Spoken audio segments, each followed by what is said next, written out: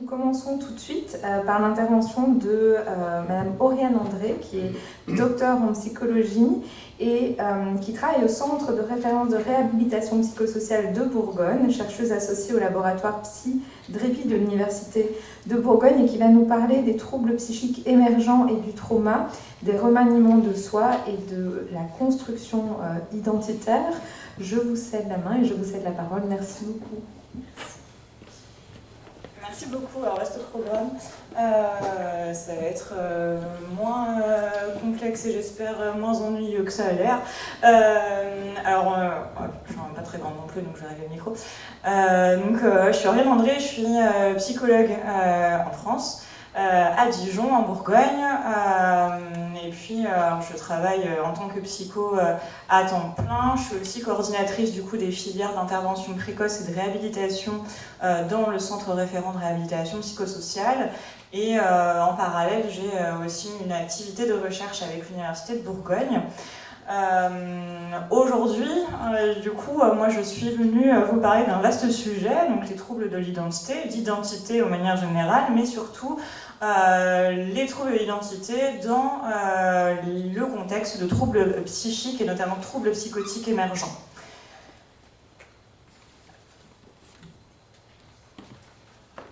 Comme la tradition se veut, je fais une diapo de lien d'intérêt pour vous montrer que j'étais vierge de tout conflit d'intérêt.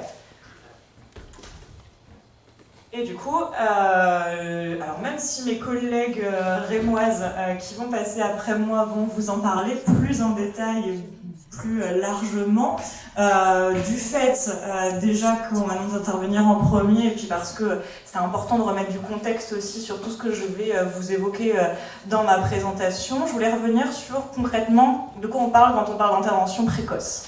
L'intervention précoce, c'est un courant qui a été de façon pionnière mise en place à l'autre bout du monde, enfin pour nous, qui du coup en Australie, avec l'équipe du professeur McGorry notamment, il y a une trentaine d'années, et qui en fait avait plusieurs objectifs. Premier objectif, l'idée était vraiment de venir détecter le plus précocement possible les troubles psychiques émergents, car les études qui ont été faites dans ces premières années ont montré que plus on allait agir précocement dans l'émergence des troubles psychiques et notamment les troubles psychotiques, plus on avait des chances pour les personnes concernées, notamment des jeunes, car les troubles psychiques émergent comme on le sait, fin adolescence, début âge adulte, plus ces jeunes venaient pouvoir se réinsérer au niveau professionnel, au niveau social, et également plus ces jeunes ne développaient pas de troubles plus installés, plus chroniques, et notamment des troubles du spectre de la schizophrénie. Donc le premier objectif, c'était vraiment ça, pouvoir intervenir le plus précocement possible. Le deuxième objectif, c'était vraiment venir limiter les impacts fonctionnels, les impacts au niveau sociétaux, au niveau familiaux, au niveau professionnel, au niveau des études. Et enfin, c'était de pouvoir proposer... Ah, on m'a coupé les chics. Non, c'est revenu. Donc le troisième objectif, c'était de pouvoir proposer des soins et une prise en charge thérapeutique, psychothérapeutique globale, mais également spécifique et intensive dans les premières années, dans les premiers temps d'émergence des troubles, pour justement favoriser au maximum leur établissement et limiter ensuite les impacts et le handicap qui naît de ces troubles psychiques sévères. À côté de ces objectifs généraux, du coup, l'intervention précoce s'est bâtie autour de grands principes, comme toute prise en charge, tout comme tout groupe d'accompagnement. On va avoir des principes qui vont régir les pratiques qu'on a construites en intervention précoce. Et comme on parle de précocité, on parle aussi d'accès facilité. Et donc la première idée, c'était vraiment de faciliter au maximum pour les jeunes l'accès aux soins, et notamment des soins adaptés, des soins spécifiques, construits pour ces premières phases des troubles et pour les troubles psychiques émergents.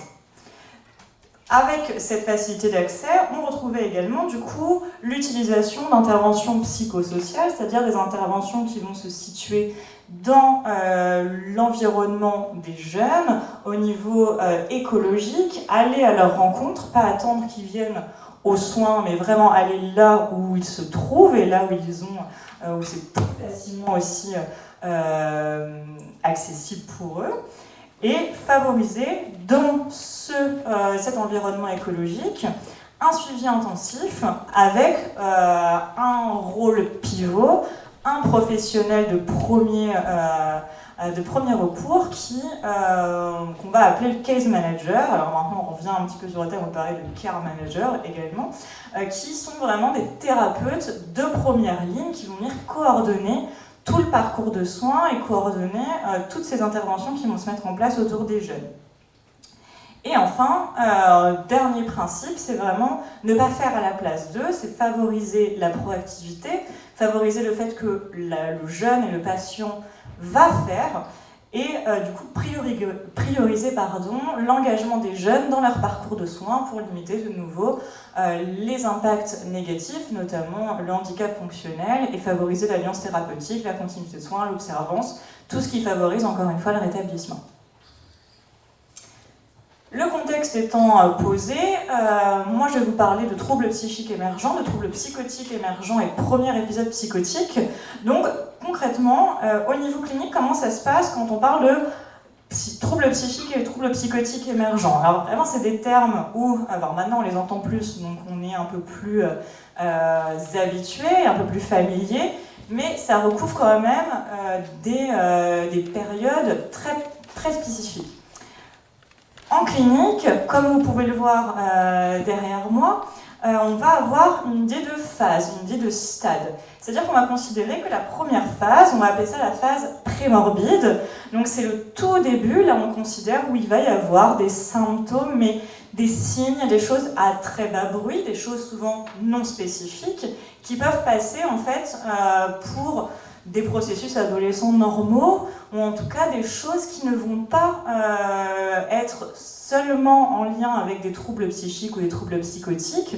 Par exemple, une diminution des résultats scolaires, une diminution de l'attention, des choses comme ça, c'est des choses, voilà, c'est non spécifique. On ne peut pas dire tes résultats scolaires diminuent, tu rentres dans un processus psychotique. Mais là, on va être vraiment dans une idée du coup de phase prémorbide.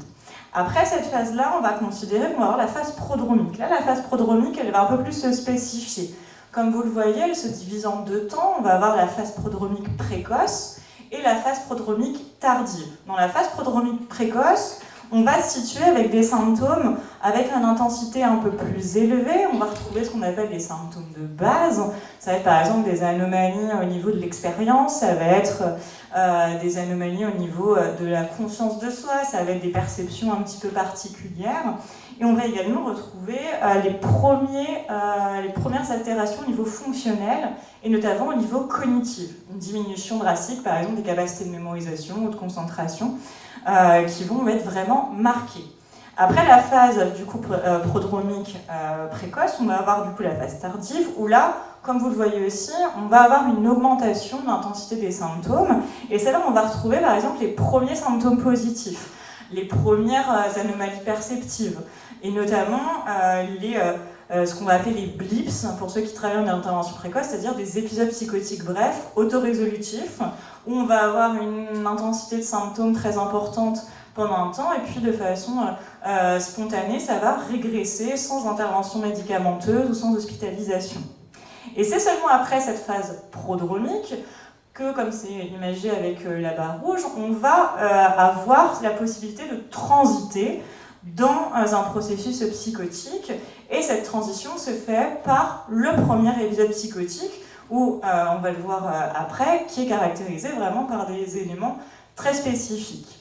Et après ce premier épisode psychotique, donc vous allez avoir la phase de psychose débutante, où nous, notre but, c'est justement intervenir le plus précocement possible au niveau du premier épisode psychotique pour éviter que l'intensité de ces symptômes continue de venir handicaper la personne et lui limiter du coup l'installation d'un trouble psychotique chronique. De façon chronologique, comme vous pouvez le voir, finalement on est sur des laps de temps assez importants. Pour la phase prodromique, on va être sur environ une durée de 5 ans, c'est une moyenne, où la personne, comme on vient de dire, va expérimenter des symptômes à bas bruit, plus ou moins importants. Et puis la phase psychotique initiale, donc vraiment le moment de transition, le moment où il y a une vraie décompensation psychotique, là on va estimer que les personnes en moyenne restent 1 an. C'est-à-dire que vous imaginez quelqu'un pendant 1 an qui va avoir des hallucinations, qui va avoir des idées délirantes, qui va être désorganisé, qui va avoir des symptômes dissociatifs. Et pendant 1 an, il va vivre avec ça jusque l'intensité vraiment maximale des symptômes et jusque une première admission et des premiers soins adaptés, donc souvent des premiers soins en service de psychiatrie. Mais comme vous le voyez également, il y a même un laps de temps entre l'intensité maximale, donc là où il y a le plus de symptômes et le plus de souffrance pour la personne, et la première admission en psychiatrie, qu'on estime à environ 2 ans, et c'est cette phase qu'on appelle, nous, la durée de psychose non traitée, c'est-à-dire que pendant environ 2 ans, les personnes restent avec une intensité maximale de symptômes psychotiques sans prise en charge adaptée. Comme je vous disais tout à l'heure, donc concrètement, un premier épisode psychotique, ça se compose de 3 éléments globaux. Tout d'abord, une sémiologie particulière, donc je vous l'ai dit, symptômes positifs, symptômes négatifs. On va avoir quelque chose qui doit durer un peu plus d'1 heure, plus que 4 jours par semaine, et que ça doit durer plus de 7 jours. Et le plus important, c'est que ça ne va pas se résoudre de façon spontanée. Il faut la mise en place d'un traitement médicamenteux ou d'une prise en charge en hospitalisation, dans le sens ça va ensemble. Mais en tout cas, il doit vraiment y avoir une action et des soins pour la régression, pour qu'on soit du coup dans un premier épisode psychotique. Un premier épisode psychotique, on est clair, c'est un diagnostic en soi, ce n'est pas une schizophrénie, ce n'est pas un trouble bipolaire, c'est juste un premier épisode psychotique. Parce qu'un premier épisode psychotique, on ne sait pas comment ça va évoluer. Alors dans le 40% des cas, en effet, ça évolue vers un trouble du spectre de la schizophrénie, mais ce n'est que, entre guillemets, 40%. Et donc quand on accueille les jeunes, on leur dit, vous avez fait le premier épisode psychotique, vous n'avez pas une schizophrénie, vous n'avez pas un trouble bipolaire pour le moment, on va tout faire pour que, justement, vous ne rechutiez pas et vous ne fassiez pas de ce deuxième épisode psychotique. Mais là, on est seulement sur un premier épisode psychotique. À côté de cette sémiologie, on a tout ce qu'on appelle les déterminants fonctionnels, avec des altérations notamment neurocognitives et des altérations au niveau de la cognition sociale. Donc c'est pareil, c'est des éléments qu'on va venir travailler, nous, pour limiter une rechute. Et enfin, et c'est là où moi je vais me situer aujourd'hui dans la présentation, on va également avoir tout ce qui est atteinte expérientielle. Donc là, ça va être des atteintes vraiment subjectives, donc notamment au niveau des émotions ressenties, des liens perçus entre l'environnement, entre soi, entre le monde. Tout ce qui est aspect également perception corporelle, perception temporelle et perception également des frontières et des liens avec l'environnement, et notamment cette idée de perméabilité qui fait partie des anomalies expérientielles importantes. Mais parmi ces anomalies expérientielles, on a également tout ce qui va être de l'ordre de l'identité. Et donc, les troubles de l'identité, nous y voilà. Dans les troubles psychotiques, déjà de manière générale, c'est quelque chose qui finalement n'est pas du tout récent comme conceptualisation. C'est-à-dire que même les premiers, les pionniers de l'étude et de la prise en charge des troubles psychotiques sévères, et notamment de la schizophrénie, donc si on remonte à Bleuler et Kraepelin, déjà ils conceptualisaient la psychose autour des troubles de l'identité, en mettant en avant que finalement on avait une altération de la conscience, on avait des troubles de base de la personnalité sur lesquels venaient se greffer des symptômes et qui finalement venaient aussi générer le trouble psychotique et notamment encore une fois la schizophrénie. Mais avec l'évolution des courants, avec les découvertes scientifiques, avec les études qui sont venues aussi se mettre en place depuis, on a plus ou moins mis un petit peu de côté cette idée que les troubles psychotiques étaient fondés sur le trouble de l'identité pour se diriger vers d'autres modèles, et c'est très bien. Mais se maintiennent quand même cette question de la notion d'identité au cœur des troubles psychotiques et notamment au cœur du vécu des personnes concernées. Et ça, c'est ce à quoi s'intéresse la phénoménologie notamment. Alors, c'est les voisins allemands qui sont très phénoménaux et puis les néerlandais également. Donc, je pense que ça va leur parler. Puis même en Belgique, je crois que vous avez un grand background de phénoménologie et c'est très... moi, j'adore, c'est génial.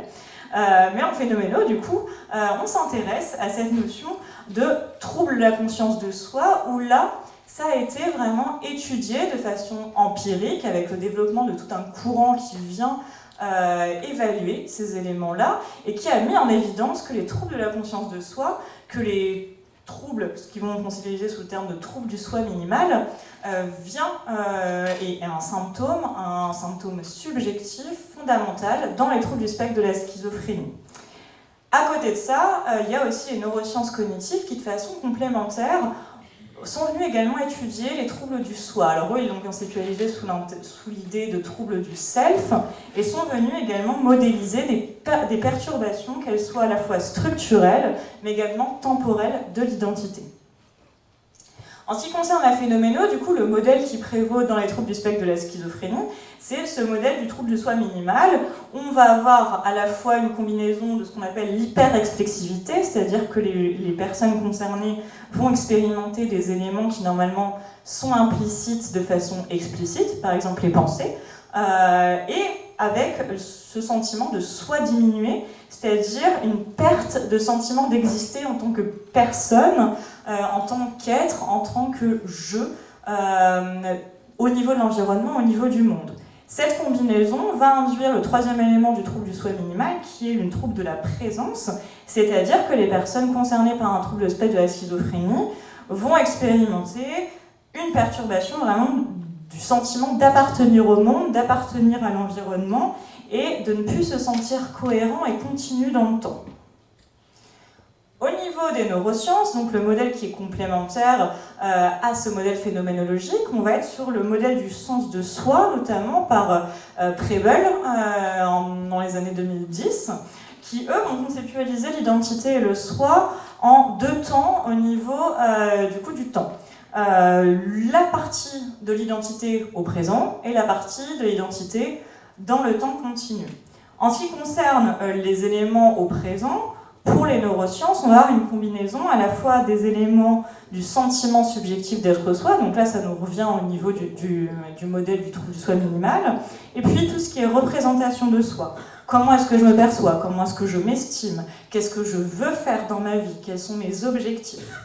Tout ça, ça nous donne ce qu'on appelle l'unité synchronique du soi et du self. Au niveau du vécu de l'identité dans le temps, là on va de nouveau avoir deux composantes. Tout ce qui est continuité phénoménologique, et notamment tout ce qui va être les souvenirs autobiographiques. Qu'est-ce qui fait que dans les expériences que j'ai vécues, dans les souvenirs que j'ai, je peux dire que je suis de cette manière. Et puis la continuité sémantique, où là on va avoir tout ce qui est continuité narrative, l'histoire que je me fais de moi à partir justement de mes souvenirs, comment est-ce que je peux me raconter, comment je peux définir mon identité à partir de ce récit. Et comme on est dans quelque chose d'étendu dans le temps, là on va être dans l'unité diachronique du soi. Les études du coup, qui ont utilisé ce modèle et les études empiriques qui ont été menées ont mis en évidence que chez les personnes concernées par un trouble du spectre de la schizophrénie, les deux aspects du soi, qu'ils soient synchroniques ou diachroniques, étaient atteintes et qu'on retrouvait des troubles assez marqués dans les deux axes. Sauf que nous, on parle de troubles psychotiques émergents, que nous, on situe en intervention précoce, et que ce qui est intéressant, c'est de savoir si ces troubles de l'identité peuvent également être présents en amont d'un trouble psychotique installé. Et donc, en effet, les études qui ont repris ces modèles et qui sont venues tester ces modèles ont bien mis en évidence que finalement, ces troubles, et notamment les troubles du soi minimal, étaient présents à la fois dès l'adolescence, mais également avant les premiers symptômes, et notamment avant la phase prodromique. Ils sont en effet plus présents chez les personnes qui ont un trouble du spectre de la schizophrénie et chez les personnes qui ont fait un premier épisode psychotique. Mais si on prend une population de jeunes qu'on appelle ultra haut risque, donc UHR, on va aussi retrouver plus de troubles du soi minimal qui en font finalement quelque chose de marqueur. Et donc l'hypothèse qui a été mise en évidence, qui a été interrogée, c'est l'idée que ces troubles du soi minimal peuvent être des marqueurs de vulnérabilité à transiter d'un état UHR à un premier épisode psychotique et vers un trouble du spectre de la schizophrénie. Et donc l'idée, c'est que ces troubles du soi minimal, ces troubles de l'identité pourraient nous aider à prédire une transition pourrait nous aider du coup à mieux appréhender, à mieux prendre en charge les jeunes qui ont fait un premier épisode psychotique, qui vont avoir plus de troubles du soi minimal que d'autres jeunes.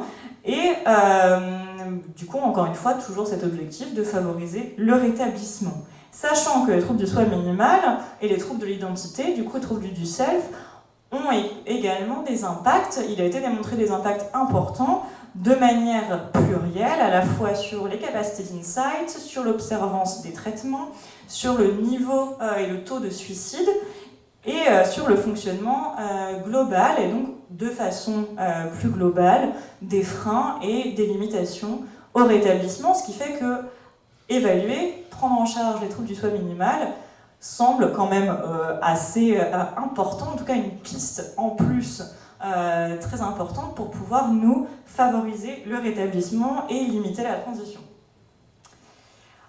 En ce qui concerne l'idée des troubles de l'identité, alors certes, on a bien mis en évidence que c'est présent dans les phases précoces des troubles psychotiques, mais la question était, et ça c'est du coup mes intérêts et ce que j'ai pu mettre en évidence dans mes recherches, c'est la question de, ces troubles du soi minimal, ces troubles de l'identité, est-ce qu'à un moment donné, ça ne peut pas induire aussi un trauma et avoir une dimension traumatique en elle-même? Et en effet, ce que j'ai pu mettre en évidence, c'est que, sachant que ce sont des troubles qui émergent très précocement, ce sont des troubles qui sont insidieux, qui vont avoir des remaniements pluriels, des impacts pluriels, et qui vont finalement, au cours de la transition et au cours de l'épisode psychotique, voire après, et surtout après le premier épisode psychotique, venir dégrader le sentiment d'existence, venir dégrader la vision de soi et avoir ce sentiment et cette induction d'une forme de traumatisme. J'ai proposé, alors je l'ai mis en anglais parce que c'est toujours plus simple en anglais, mais j'ai proposé en tout cas que l'idée, on puisse finalement caractériser ce trauma sous l'appellation finalement d'un trauma du soi ou un trauma expérientiel du soi.